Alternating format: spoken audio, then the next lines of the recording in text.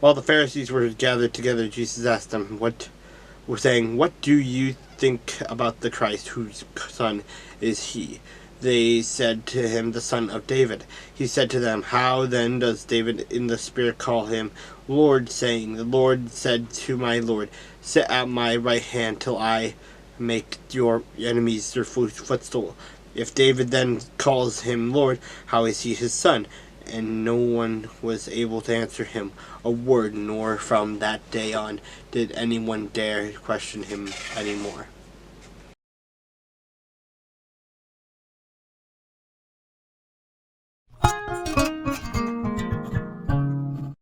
Now Josiah kept a Passover to the Lord in Jerusalem, and they slaughtered the Passover lambs on the 14th day of the first month.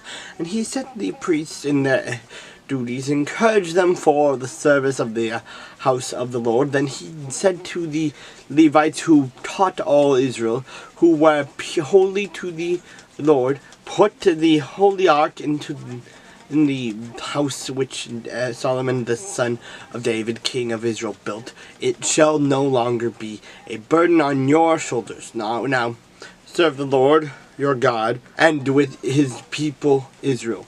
Prepare yourselves according to your fathers' houses, according to your divisions, following the written instruction of David, king of Israel, and the written instruction of Solomon his son, and stand in the holy place according to the divisions of the fathers' houses of your brethren, the lay people, and according to the division of the fathers' house of the Levites. So slaughter the Passover offering, consecrate yourselves, and prepare them for your brethren, that they may do according to the word of the Lord by the hand of Moses."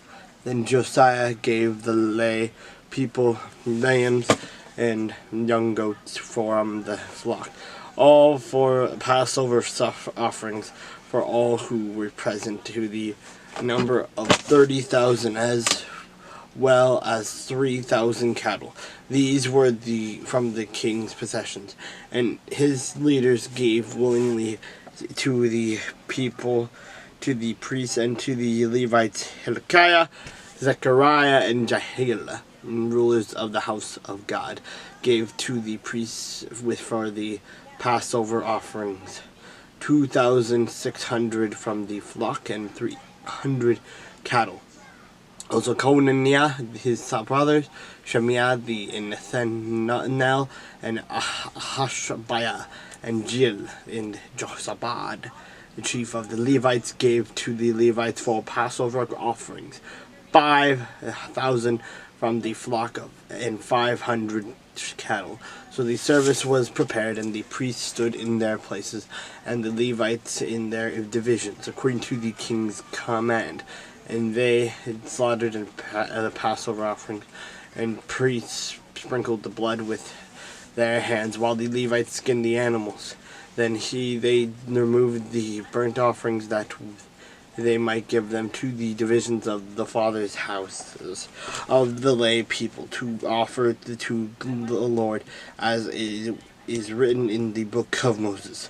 And so they did with the cattle also. They roasted the Passover offerings with fire according to the ordinance, but other holy offerings they boiled in pots, in cauldrons, and in pans, and divided them quickly among all the lay people. Then afterward they prepared portions for themselves and for the priests, because the priests, the sons of Aaron, were busy in offering burnt offerings and fat until the night. Therefore the Levites prepared portions for themselves, and for the priests and the sons of Aaron, and the singers, the sons of Asaph, were in their places, according to the command of David, Asaph, Heman, and Jehoshaphat. The king's seer, also the gatekeepers, were at each gate. They do not have to leave their position,